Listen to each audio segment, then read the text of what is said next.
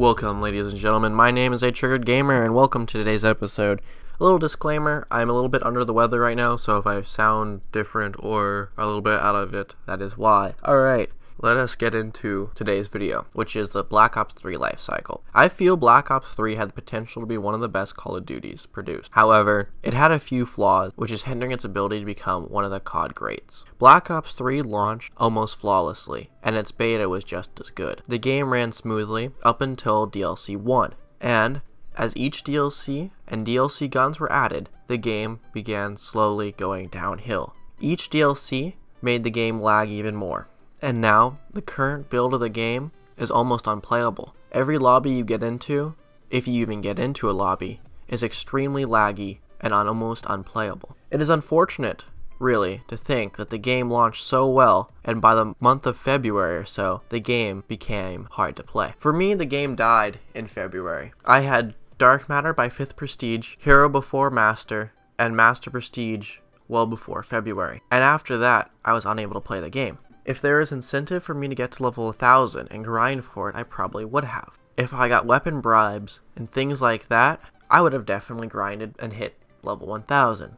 It was definitely doable. But the game didn't give me an incentive to play. And this is one reason why the game dies in February. But another reason why it dies was because the things they added to the black market, which falls under DLC. Initially, the black market was fine. Crypto keys, while difficult to obtain, were still good, and all you got were taunts and other random items, which were fine. And then they added melee weapons, which were just knife reskins, and they were fine too. They didn't add anything. Who cares if you had a butterfly knife, a wrench, or brass knuckles? I mean, it was essentially still just a knife, and it didn't give you an advantage or anything. But they began to add quirky things to the game, and slowly but surely, they added more and more DLC weapons, and this resulted in the engine lagging more and more. I'm no computer engineer, but in my opinion, the reason why the game is so laggy is because they added so many different things the engine can't support it. Now that could be completely wrong, but that's just my theory.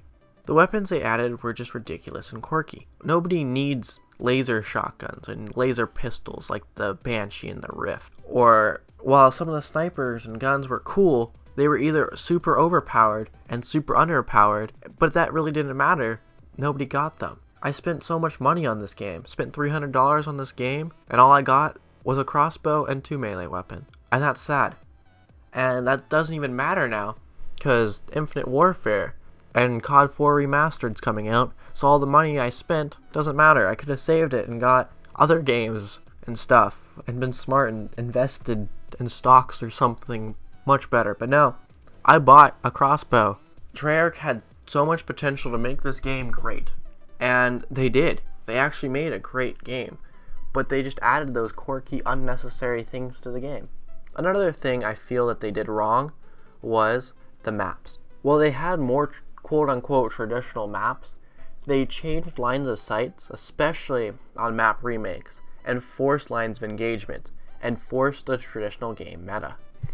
For example, if you look on Nuketown, they added obstructions into spawn, so you can't spawn trap, which I guess you can argue is a good thing, but Nuketown has always been a spawn trapping map, and when you change the map of the meta, you essentially change the map itself. And while Nuketown still plays maybe 90% of the way of the original meta, I still wish it was untouched. What Black Ops 2 did well was they just reskinned the maps without changing anything. Firing range studio was flawless. I loved it. It played just as well as firing range.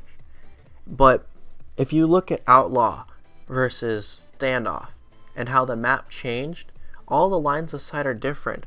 Those traditional metagame, spawn trappy lines of sight were different, and it forced the game to play differently. And I didn't like that. The only map I feel they did traditionally was Empire and Raid. I feel those two maps were almost identical, and I appreciate that. Even Skyjack, while they blew a hole in the side of the ship or the airship, I still felt it played traditionally well, and I actually enjoyed it, and I felt the new change complemented the new movement system. But Standoff Outlaw and Nuketown weren't the same maps anymore. Now, it's hard to talk about the other maps because there's nothing to compare them to, but if you look at all the other maps, the original maps, they also had poor lines of sight, and it made the game an untraditional 3-lane map. Also, I believe the DLC was kind of pointless. All the DLC maps they added weren't fun. They didn't add anything to the game other than a bunch of lag, and I feel that Ahrix Studios could have done such a better job on the map design. The final thing I want to talk about is Arena. I feel Arena had a ton of potential. The CWL was fantastic this year, and I feel Arena did not complement it at all. Arena is meant to be the quote-unquote competitive scene for casual players that aren't good enough to be on CWL, or the top 1% of COD players. And that's kind of sad. Like, the Ban and Protect gave such a good metagame and had such an ability to change how the game was played in a positive way and affect the other team indirectly and directly itself was phenomenal. But it's sad that Arena never took off. And usually, competitive scene kind of comes around in February, and everyone wants to play Arena. But at that time, DLC 1 came out and the game became laggy. And nobody wants to play competitive laggy. That was kind of the knife in the side of Arena. So that will conclude today's video. Tell me what you guys think of Black Ops 3 and what you thought its life cycle was. And I hope each and every one of you stays triggered. Peace!